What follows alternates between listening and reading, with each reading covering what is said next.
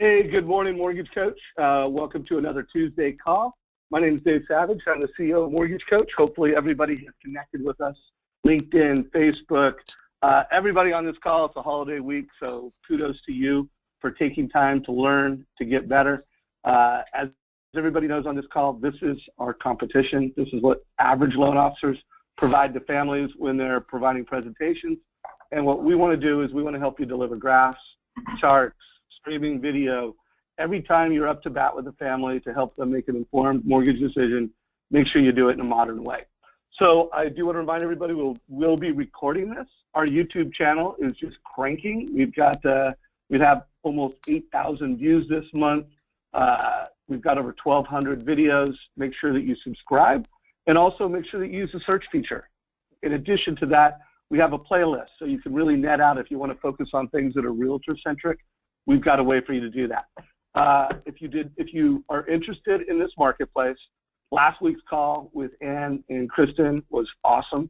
They made a tremendous case how the Hispanic millennial is one of the fastest growing segments in our industry, and they gave some great practical ideas on how to deliver more value to families in this demographic. Although personally, I was getting a lot of takeaways that regardless of who you're serving, I got a lot of great takeaways. So make sure you check that out. Also, for those of you that are on Instagram, we are more active than ever on our Instagram page. What I would like from anybody, whether you're on Instagram or not, we want to bring to life the way we're delivering value in the marketplace. So please take pictures with the mobile device, with Mortgage Coach, meeting with families, meeting with realtors, whether it's in your office, whether it's at a coffee shop. The more we can help bring real-life Mortgage Coach to the industry, the better we can accomplish our mission. So please forward us pictures, and if you're on Instagram, make sure you follow us.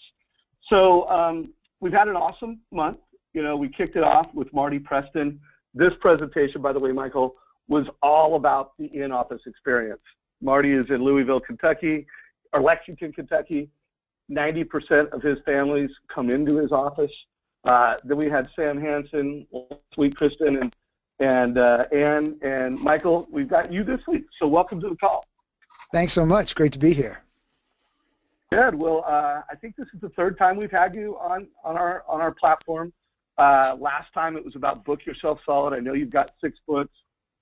Today we're going to focus on how to deliver the best presentation of your life on stage or off stage. So we're going to get to that in a minute. Michael, as we kick things off in a minute, if you could just give us kind of the lowdown on why you wrote this book. When I introduce you, I want to know the why behind it, and then we'll get into the details. Sound good? Fantastic. Yeah, sounds great. Right inside. I was associating, this was last Friday, was it, Aaron? Yep, Friday. Was it Friday? Yes. Yeah, so Friday in Portland, I sent out an invite to coach users. Everyone in that room has delivered a total cost analysis at least 100 times, and Aaron was close to 800 times. So I invited him to lunch just to, what can we do to get better and share some ideas. So I want to put things in context, Michael, as we kick off this conversation. This is a picture of Jay Crowell in Seattle having a live in-person conversation with a family. So that's a sales situation that we're in. This is Marty. Sometimes it's a sales situation where you're knee to knee, you're face to face, you're not in an office, or you went out and met the client in a realtor's office or a coffee shop. So these are some, call it in-person presentations at the Mortgage Coach community. Everyone on this call is in these kind of situations. And then a lot of times it's where they're forwarding a link and they're giving this amazing presentation, and it's in a coffee shop. And again, Dave Ramsey's group, this is an example. I interviewed Dave Ramsey a couple of months ago, and the mortgage company that supports his events is called Churchill. Also, whenever Dave talks about mortgage from the radio, he's always bringing them to the Churchill family. So, Michael, I want to make sure we touch presentations in all these areas, whether it's in office, whether it's on stage, how to crush it on stage, and then drive them into a total cost analysis. And then I brought Aaron in because Aaron does a tremendous job of sending a link to families and then walking them through what we call Mortgage Coach Live. So, Michael, as we kick things off, if you can make sure that throughout the conversation we kind of touch on all 3 or 4 of those sales situations. Is that cool? That's great. Good. So to kick things off, why don't you tell us a little bit about your why on the book, and then let's get into some of the suggestions and thoughts that you have to help mortgage coaches deliver a better presentation. Sure. People often think that performance is what you do when you're on the stage or in front of the room, say, at a hotel. But performance shows up in all different parts of our life. And in fact, if you think about your life, it's made up of one high-stakes situation after another. And how you perform during that high-stakes situation often determines the quality of your life. So if you fall flat during that performance, well, not a lot happens. But if you can shine when the spotlight's on you and you are willing to step into that light, well, then you can play a pretty big game. And I know that it can be anxiety-provoking to think about performance when you don't think of yourself as a performer. And sometimes people hear the word performance and they think it means being phony or fake. But to me, good performance is not about fake behavior. Rather, good performance is authentic behavior in a manufactured environment. And most of the high-stakes situations that you're going to find yourself in are manufactured environments. So when you are in an office presentation, that's a manufactured environment. There are constraints around that. There are expectations that are set around that. Of course, when you're on stage giving a presentation, that is absolutely a manufactured environment. It's very strange. You're on stage, you're moving and talking, everybody else is sitting down and listening. When you are online giving a presentation, again, it's a manufactured environment. It's this strange situation that you find yourself in, presenting on a phone or in front of a computer, and you may have some video on you or you may not. It may just be audio. And so there are a lot of technical tools that we can learn to be better in these kinds of performance situations. And I would go so far as to say that even a first date is a type of performance. Now, hopefully it's an authentic one, because if it's not, you're probably not going to get a second one. But when you are meeting somebody for the first time, you are generally deciding what you want to show them. And everything we do and everything we say and the way we say it and the way we sound and the way we look and the way we move, all of it tells the world something about us. And so I wrote Steal the Show because I know that we need a lot more than just public speaking techniques. Although Steal the Show is a tour de force on public speaking techniques, half of the book is a masterclass on public speaking techniques. The other half of the book focuses on the performer's mindset and the principles that a performer adheres to. And when I say performer, I mean you. I mean you. You are a performer. And so the performer's mindset allows us to see the world in a bigger way. And the first thing that we want to consider is how we silence the critics and crush our fears, because anxiety is such a big part of presenting. Even, if it's look, Aaron's done 800 total cost analysis, but every once in a while, he probably gets a little bit nervous if it's a really high-stakes situation, and especially when you're starting, it can be very anxiety-provoking. And there's this myth out there that the number one fear is public speaking, and the number two fear is death. And I'm not so sure I buy that, frankly. I mean, Jerry Seinfeld says that if the number one fear is public speaking and the number two fear is death, that means that if you're at a funeral, you'd rather be in the box than giving the eulogy. And I'm not so sure that if you had a choice, die right now or give a speech, you'd actually choose to die. But it's a hyperbolic expression that demonstrates the anxiety that sometimes people feel. But why are we afraid? What are we afraid of? Well, we're afraid of screwing up. And what happens when we screw something up? We get rejected. We get criticized. We get told that we don't know what we're doing, or that we're not enough, or maybe even that we're stupid. And many of us have been called stupid at some point in our life. Many of us have been rejected. In fact, most of us were probably rejected at least once today.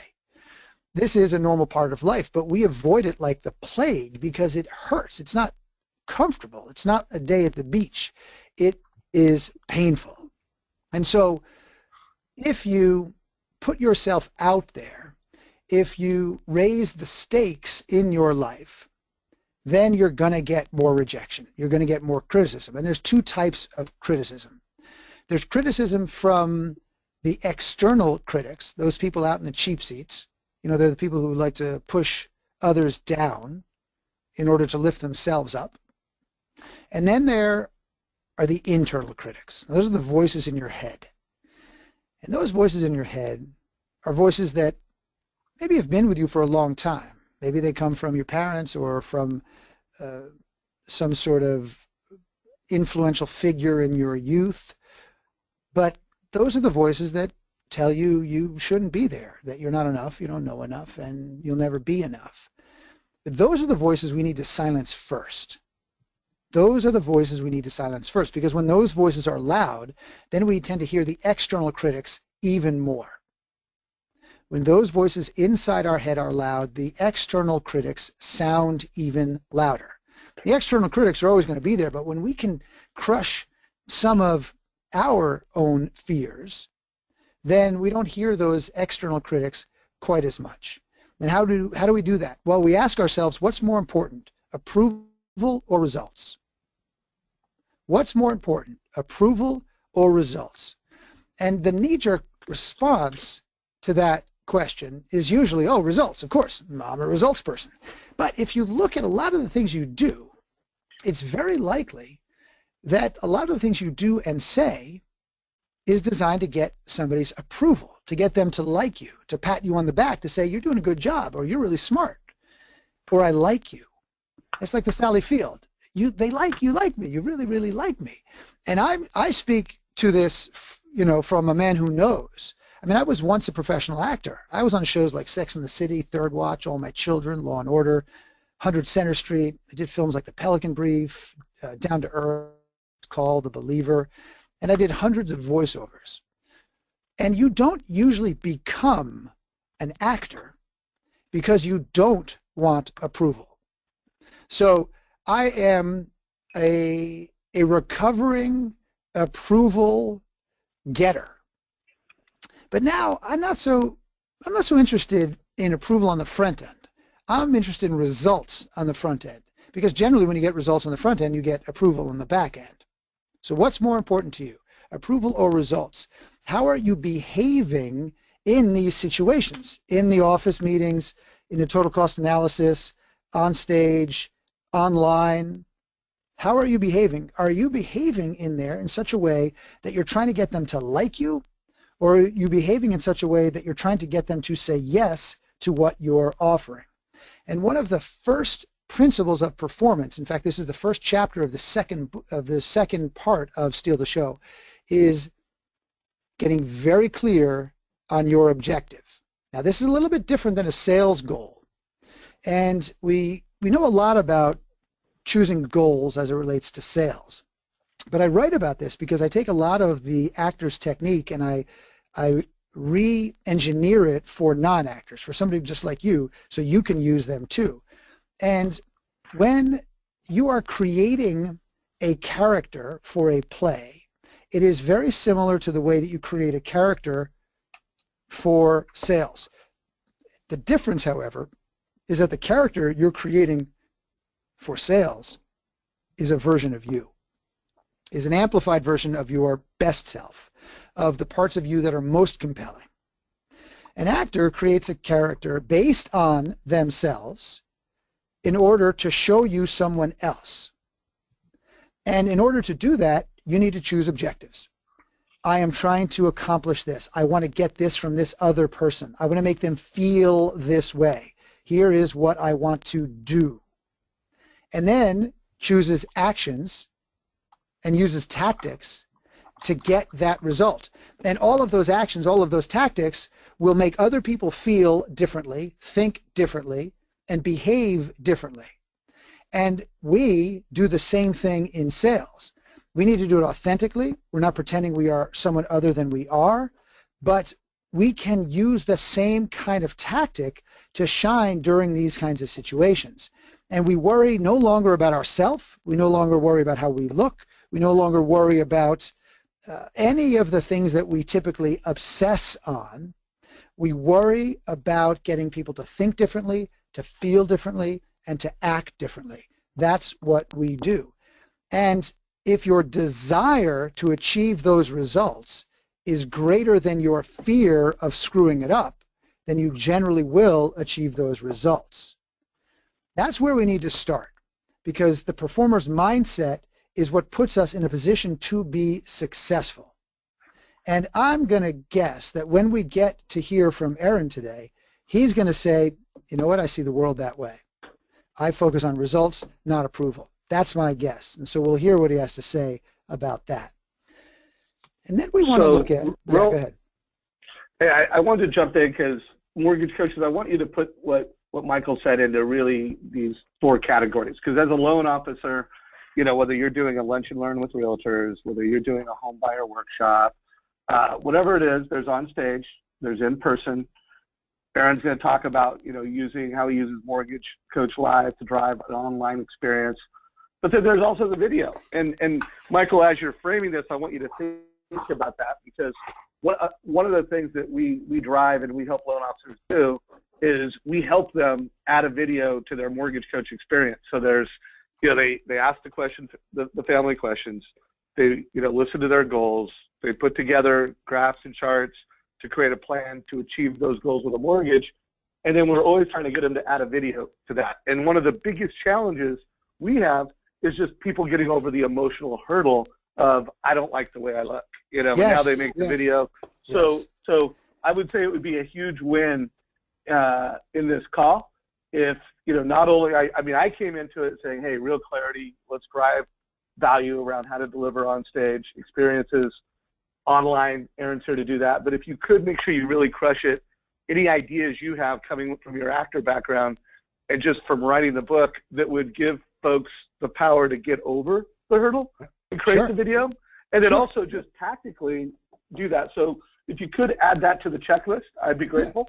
Well, and then, by the way, before, oh, go ahead. No, let's do the video right now. That'll be fun. Because, let's rock it. Yeah, because this will apply to these other situations as well, the emotional side of it and even some of the technical side of it. So look, the emotional thing is, you hit it, Dave, you know, this, well, I don't look good. Nobody really cares. Nobody really cares how you look, as long as you don't have like a massive piece of spinach in your teeth, or you look like you just rolled out of bed. As long as you look presentable and you have chosen a wardrobe that represents your brand identity, how you want to be known, they don't really care. Now, if the background looks like it's a mess or disorganized or cheap, chintzy, well, that could work against you. But whether you gained 5 pounds or lost 5 pounds, nobody cares about that. That's not what they're interested in. It's never about you. It's always about them. And our anxiety is produced because we're worried about ourselves. One of my clients got a very big invitation to be interviewed on one of the morning network broadcast TV shows. She was really psyched. She called me up. She said, oh, my God, this is what I've wanted, and now I'm totally freaking out. She says, what can I do to be good? I said, well, you cannot be good. I think she fell off her chair. I said, no, it's not that you're not good. It's just that you can't try to be good at something. You can only try to be helpful in this situation. That's all you can do. You can try to be helpful. And if you're helpful, then you'll be good because you'll have made an impact. So these videos are all about you being helpful. There's nothing to do with you. Nothing to do with you. So that's the first thing, and it often gets us out of our head, so we don't worry about it. All right. Now, with that said, from a technical perspective, make sure the background looks good, that it's a choice, that you know exactly what is going on in that background. Because, as I said earlier, if it looks a mess, I'm not working with you. I think, you know, she's a mess. She's not organized. She's not going to be my loan officer. There's no way. So some of these things are important in terms of how you are coming across. But when you are actually performing for the camera, what you need to work on is being able to stay connected to the lens with your eyes. That's what's most important. If you are filming, and let's say you're using your webcam to film, you do not look at your screen. You look at the dot on the computer right next to the lens. Because if it doesn't look like you're looking directly at them, it feels very disconnected to the viewer. Now, you might say, but I need some notes because I need to make sure that I know what I'm going to say. Fine, no problem. There's nothing wrong with having a few notes.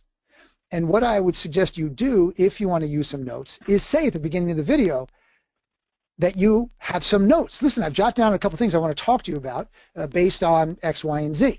All right, first of all, boom, boom, boom, boom, boom. You go through it. Okay, now you go, what's my second? Okay, you look down. Got it. Second, here we go. So, in fact, what that demonstrates is that you have actually done some work prior to this particular video. So you're not just winging it. You actually have prepared. You know why you're doing it and what you're trying to address in service of them. Look, we are always in service of others as we pursue our own destiny. You know, we're in service of both of those things. So that's what we remember. Now, you're always looking at that camera, and you can use notes if you want. Take your time. That doesn't mean you can't speak quickly. In fact, one of the mistakes that speaking coaches often make when they give advice to students is to tell them to slow down. Slowing down is sometimes problematic because here's what happens when you slow down. So, Dave, I want to talk about video. And how you can't even listen to me. You, like 9 seconds in, you know, you want to knock my head off. So people like to hear you move. You know, they don't want you to do a 30-minute, 40-minute, 50-minute video for them. You know, off of the total cost analysis. They want something quicker. So pace is actually compelling on video as long, and here's the key, as long as you pause. The power is in the pause. It's much easier to pause on video than it is on audio. So if you are doing something like what I'm doing here, and there's no video, but just audio, and there's other people who are participating, if I give extended pauses, then the host may think I'm finished and jump in. So when you're on the radio or on an interview of some kind, you need to find a balance between finding a way to pause and also making sure that you don't pause for such a long time that you keep getting cut off. Because if you keep getting cut off when you don't want to be cut off, then the pause loses its power, and in fact, you often lose your power. But when you're on video, you can pause, stay looking at the camera, you're making a connection to them, and then you move into the next thing. And the pauses often help you with transitions. It helps people consume what you just said. So your ideas, your information, your advice to them is only as good as their ability to consume it. Your advice to them is only as good as their ability to consume it. So that's what we're focusing on, is the consumption of the information. Because you're using that as one of your tools, just one, to get them to think differently, feel differently, and act differently. Michael, can I Additionally, ask yeah, a quick question? So sure. you talk about the power of the pause, and is this something to where you're to the point where you don't even think about it as subconscious, or are you still thinking about when you should pause or not, or I mean, is it just second nature to you at this point? At this point, I can feel it. It's pretty much Uh-huh. second nature. Okay.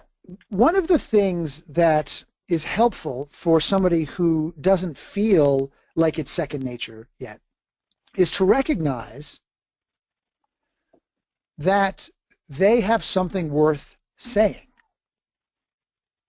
One of the reasons that we fill a lot of space with our words is because we're anxious, and the silence makes us uncomfortable. And one of the things that an actor knows, and this is, again, what I put in Steal the Show, is how to be comfortable with stillness and with silence, just looking at somebody else. And if you think about a negotiation is such a performance because if you're sitting there fidgeting and you are putting in a lot of filler to fill the silence because you're nervous, you've lost that negotiation. And often the same thing is true for a sale. If you fill up the silence with unnecessary filler, and the same thing is true when you're doing the video, if you fill up that silence with unnecessary filler, well, then they often feel that you're weak and you don't have a lot of gravitas. Often, and by the way, what I did you see is a rhetorical technique of repetition. You heard me say the same thing 3 times to really emphasize that particular point. One of the things that you also find is that as people get older, they tend to move less and they tend to speak less. Now, certainly moving less is because, well, you're tired or your body doesn't work quite as well. You want to conserve energy. And the same for speaking. But I also think that one of the reasons that as people get older, they don't speak as much often, and again, this is not in the case for everyone, but often because they don't feel like they have to prove themselves. They've put in the time. At 90 years old, my grandmother does not, well, my grandmother right now is turning 103 on December 9th, which is pretty amazing. And she doesn't have to prove herself to anyone. It is really wonderful to see. And I remember her 30 years ago differently. And the reason I mention this is because it's something that we can leverage as a technique for personal development, but also for professional development, because when we're in these situations, we want to use the power of the pause. We want to use stillness because it demonstrates seriousness and significance and gravitas and meaning and confidence. And all of those things are what win the day. We live in a personality-driven world. We live in a personality-driven world. And we may not want to recognize that, but it is true if we are honest about it. Now, that doesn't mean that there aren't people with personalities that you're not crazy about that have become very successful, but there are people who are connecting to those people you might just not be. So what does that mean if we live in a personality-driven world? Can we improve our personality? I think so. I think we can be more self-expressed. I think we can increase our confidence. And a lot of this comes from rehearsal. One of the things that people tell us when we ask them to rehearse more is that they tried rehearsal and it doesn't work. They say, when I rehearse, I feel stiff. I feel constrained. And I think they're right, meaning I really get where they're coming from. And the reason that they feel stiff and constrained when they've tried rehearsing is because they only did a little bit of rehearsal. And when you only do a little bit of rehearsal, what happens when you're actually performing is you're trying to recall what you did in rehearsal. And as a result, you're not in the moment. You're not present. You're not able to respond to what is actually happening. And interestingly enough, you seem less authentic because you might be going through a script or talking about something that is not necessarily or perfectly relevant to that moment, and as a result, you don't seem to be listening, which makes you inauthentic. However, if you are so well rehearsed that you don't have to think twice about what's coming next in your presentation, that if a truck drove through the office, after that truck drove through the office, you could dust yourself off and go right back to exactly where you had left off before the truck drove through the office. If you are that well rehearsed, then you can be improvisational. Then you can go off track and go where you need to go in the moment because it's going to get you where you want to go faster, but you can still get back on track no problem. When preparation meets when true preparation meets improvisation, that's when you get spontaneity. That's when you get authentic spontaneity, connection in the moment. But if you don't allow yourself to be in the moment and you do some rehearsal, then you're stiff. You're in the past that way, or you're trying to recall what's coming up next. But if you just improvise, you're all over the place. And you're not really sure where you're going. You're not driving to a particular place or a particular result. And if you're doing a total cost analysis and you don't know what's coming next and you aren't incredibly comfortable with it, well, then you're going to have a hard time doing that total cost analysis. So that's my soapbox. The rehearsal is a big deal, and especially if you are going to speak on stage or on a in a ballroom in front of others or in a conference room with 20 people. You need more preparation than you think, but then when you actually get there to give the speech, the term that you use in acting is throw it away. You throw away what you've worked on and allow it to come back to you organically in that moment. So it is what you worked on, but you're not trying to recreate what you worked on. You're allowing it to be organic in the moment. So to the audience, it feels like it's the first time it's ever happened before, but it is so impressive that they all say yes to you. And by the way, this That's is a powerful question. Yeah. No, so powerful. I mean, I've already got a lot of takeaways. Everyone, I've been putting some of the quotes and some of the thoughts that Michael has shared in notes here. So if anyone has a takeaway or a question for Michael, I will keep an eye out in both questions of GoToMeeting as well as chat. So I think it's a great, not segue, I want to keep this organic conversation going. I mean, I can only speak for myself, but there's some great takeaways on stage, in person, online, in video. Aaron, I want to open it up for any questions that you have for Michael. And then I also want to, within the context of this conversation, Aaron, really help provide some leadership for the mortgage coach, all the mortgage coaches on this call, how to deliver a great online experience in the way you do it. So first, any questions, Aaron? Well, I feel like I need to go rent some, who rents movies anymore, go study up on Christopher Walken to work on the power of the pause. Christopher Walken has one of the most unique styles of delivery of any actor out there, doesn't he?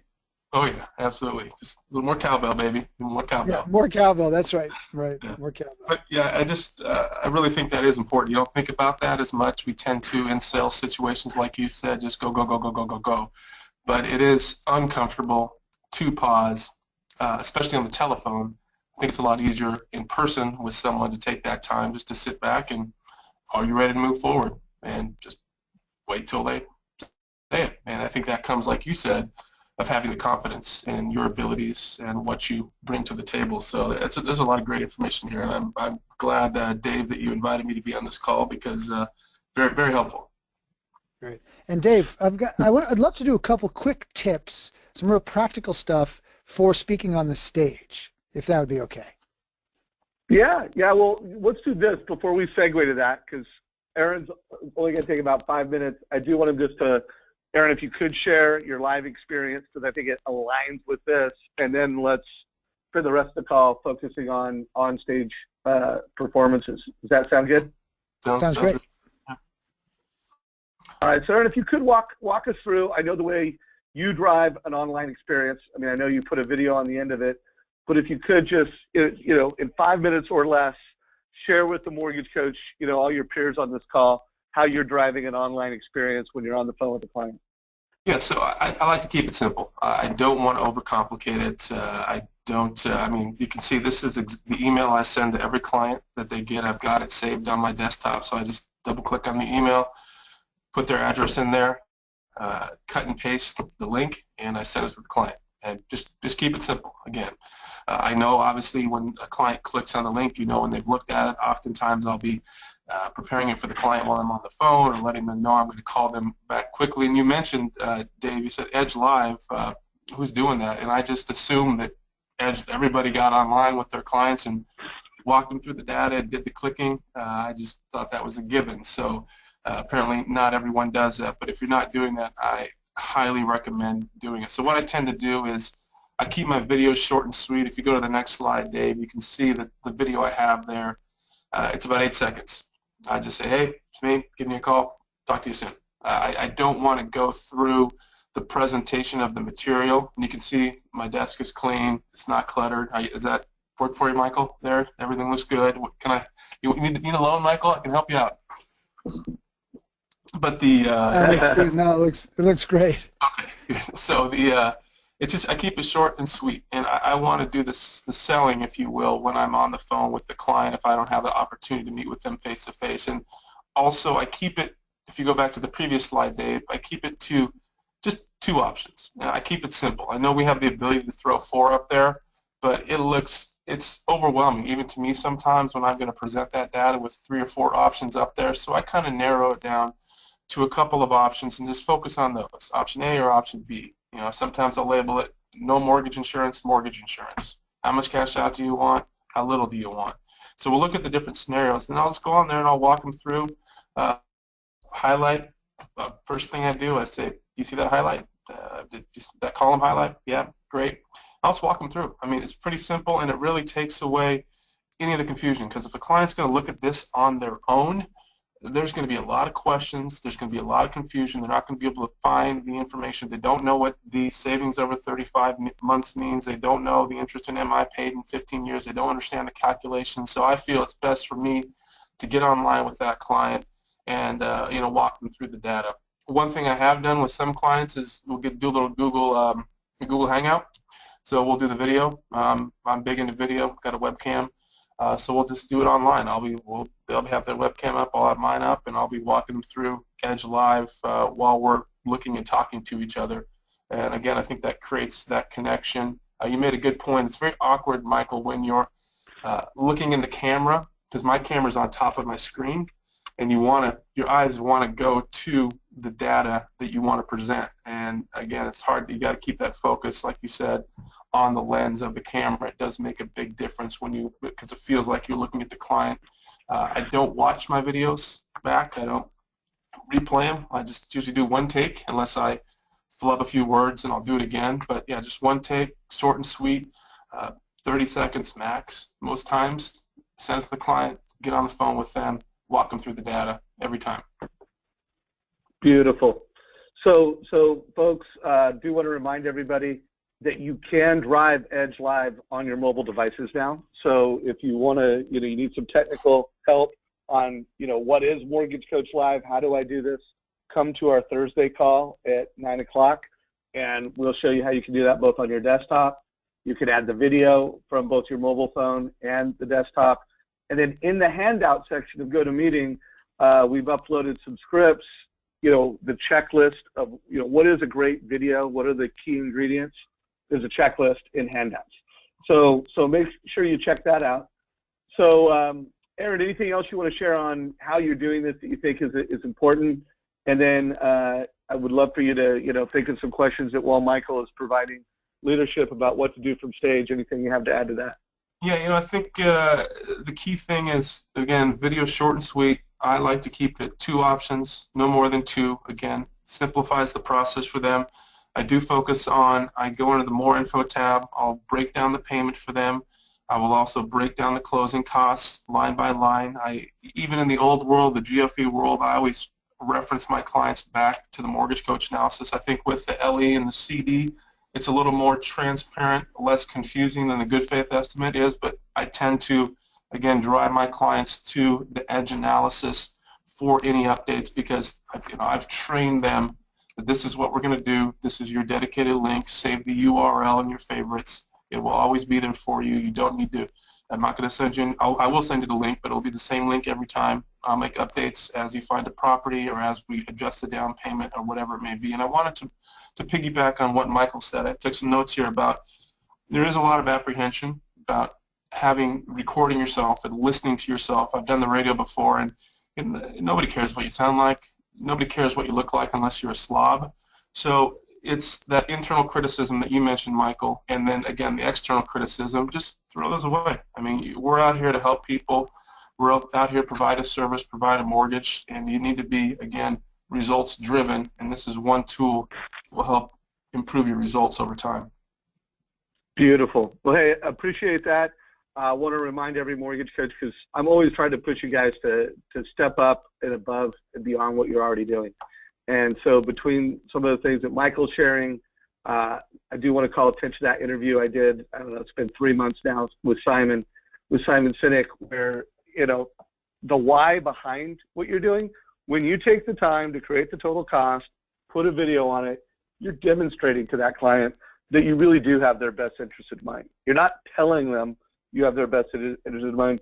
You're demonstrating it by the effort that you took to just deliver a great presentation and go the extra mile. So hopefully we grew that why. So Michael, let's bring it back. Let's, for the next 15 minutes, focus on how to deliver amazing on-stage performances.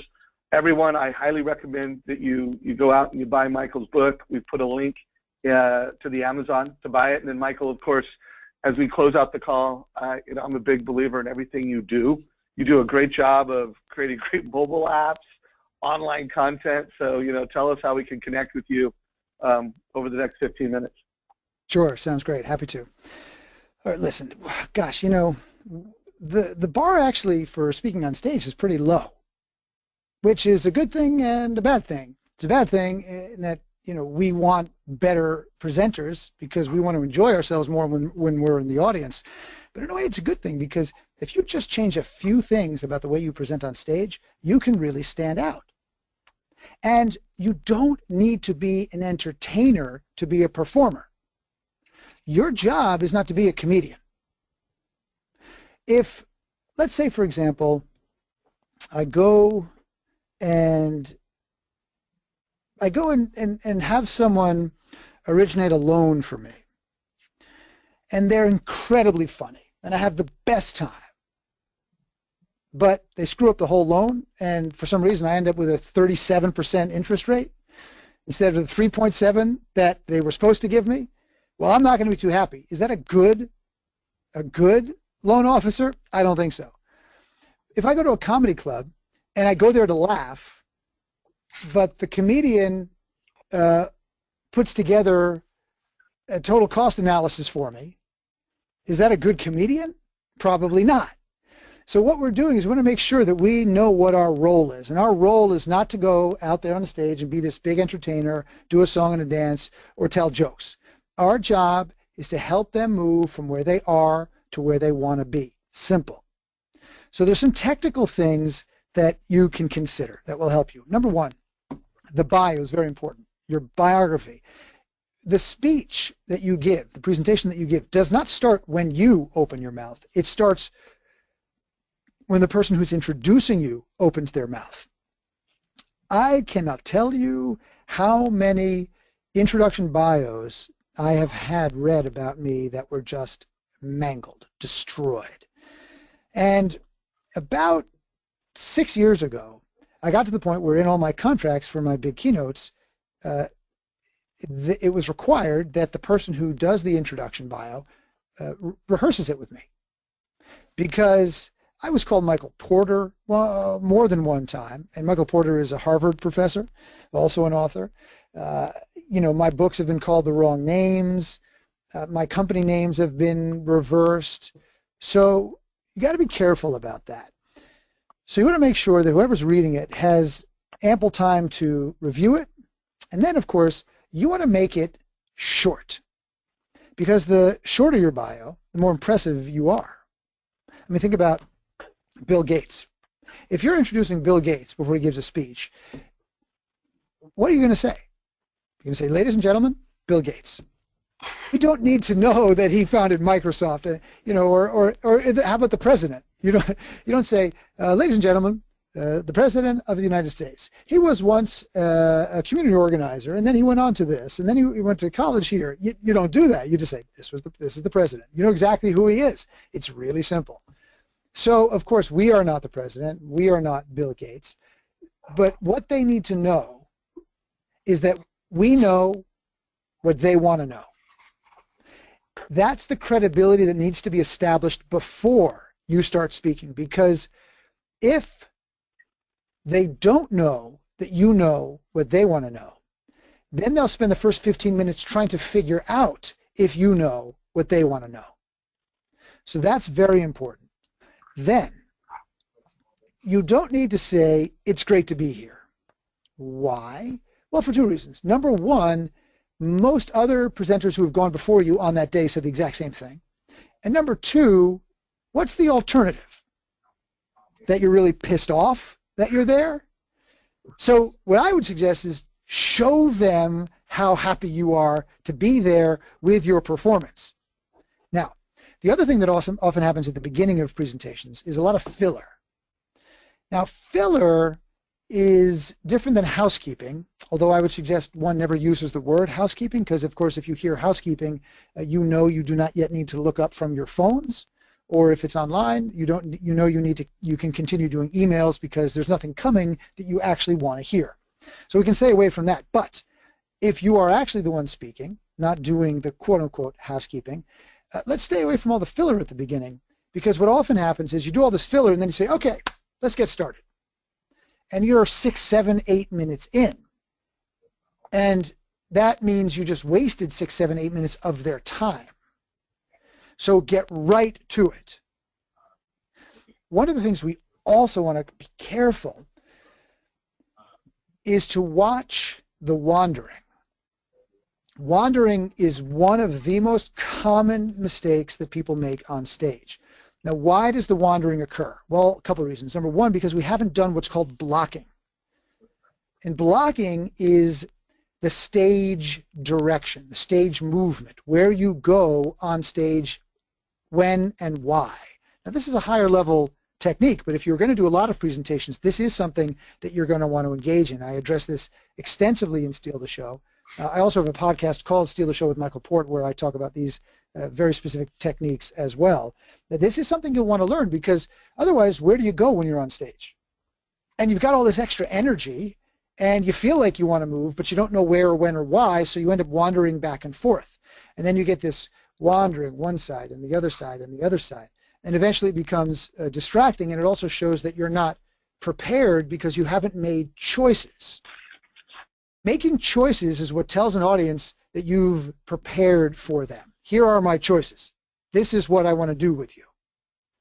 Now, the other thing that happens, in addition to wandering, it also happens with wandering very often, is looking down at the floor. Each time that you try to recall something.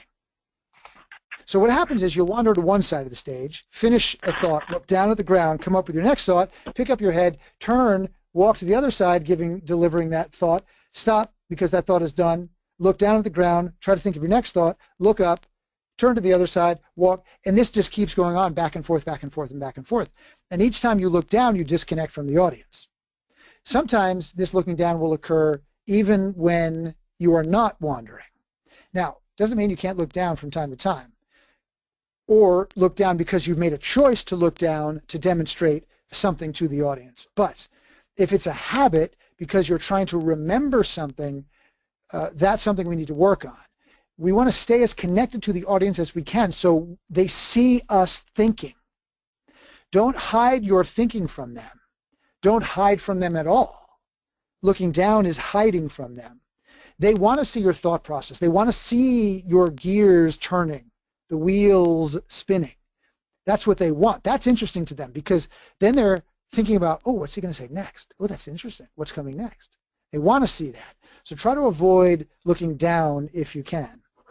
When you are using PowerPoint, Keynote, whatever platform you use,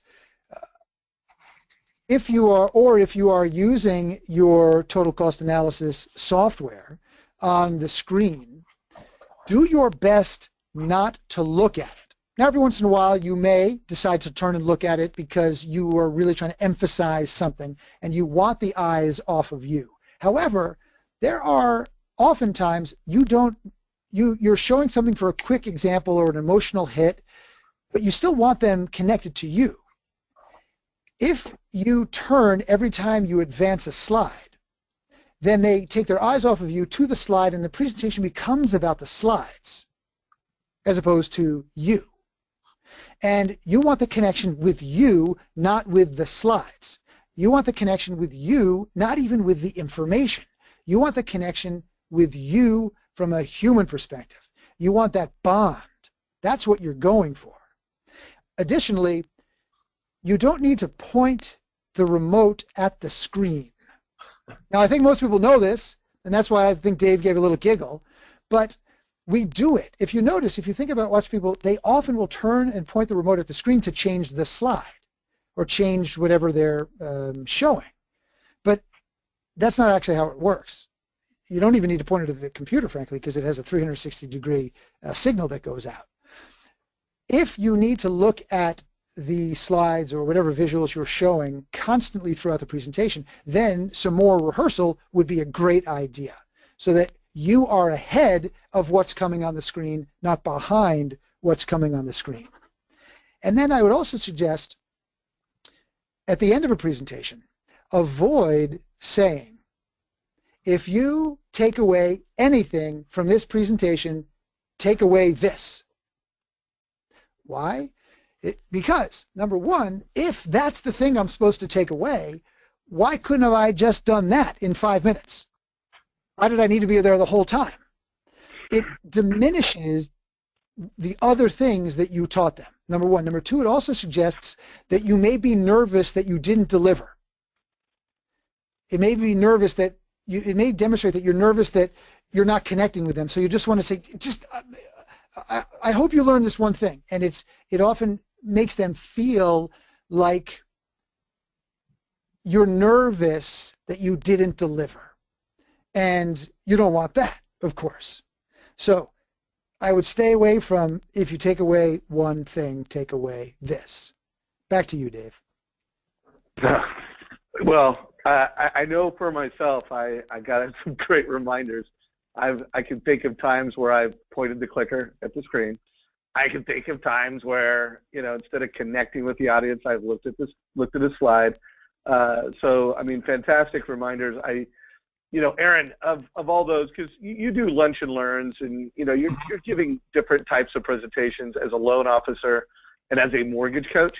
What were some of the things that you really stepped out to you? And you're a branch manager, you lead other loan officers. You got a couple hundred on the call right now, a few hundred. At least this. I have a feeling this video will be watched over 300 times. What advice do you have as a mortgage coach? Just hearing what Michael shared. I'm taking notes like crazy over here and doing some internal criticism of all the things I've been doing wrong with my lunch and learns. But I would just say the rehearsal piece of it, using the slides as a crutch. I think that's what and then looking at your slide and reading verbatim off your slide. That drives me crazy when I see people do that, and I'm sure I've done it before. So the takeaway I have, if I'm taking away one thing, Michael,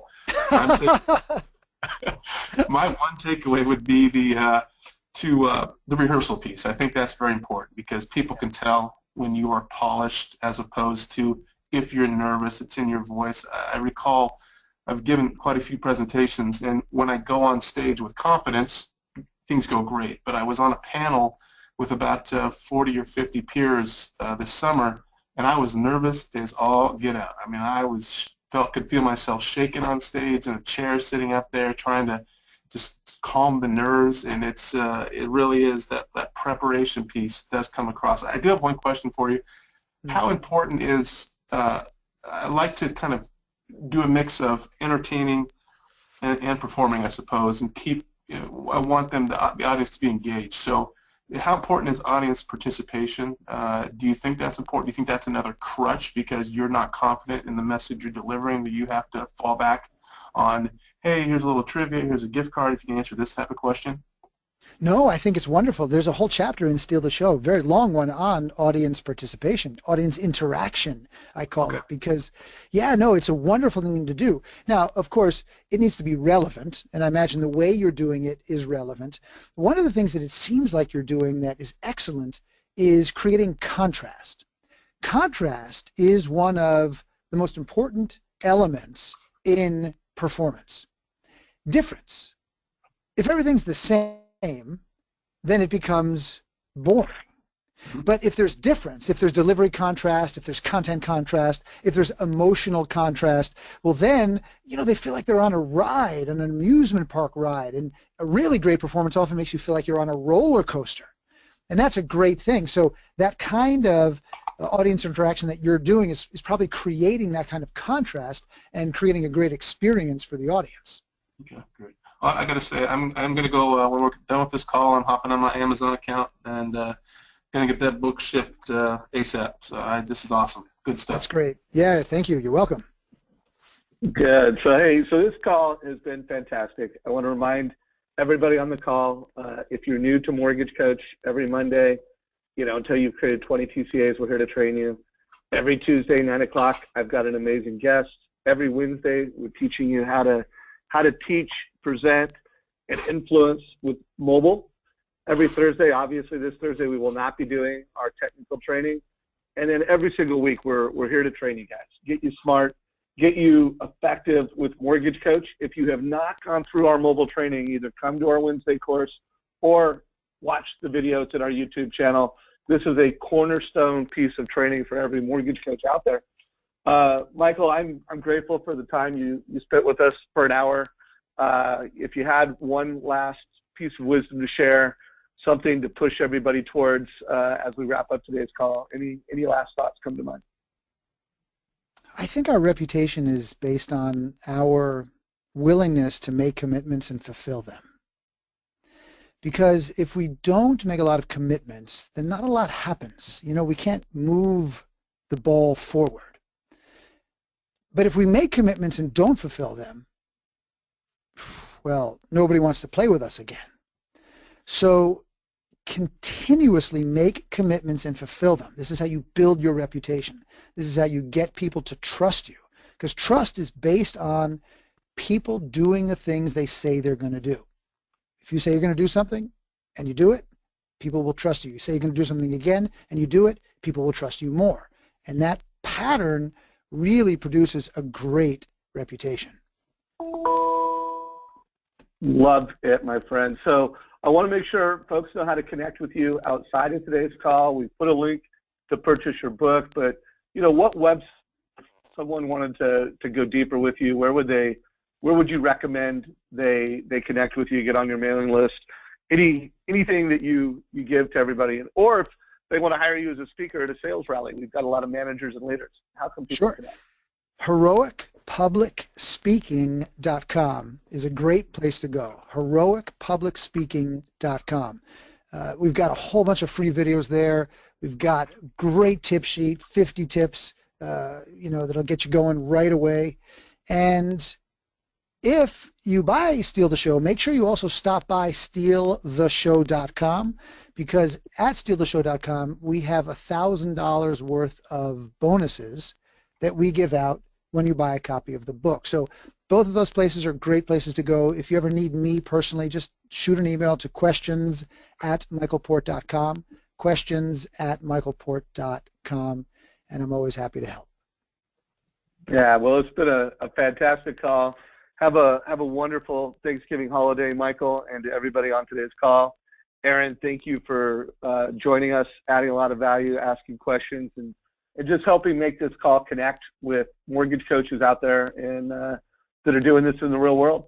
Take care, everybody. Have a great day. And one last thing, if you could, as you jump out of today's call, answer our poll question. Let us know what you thought of today's call, and if you're a guest and you want to learn more about Mortgage Coach, let us know that. Take care, everybody, and have a fantastic holiday again. Bye now.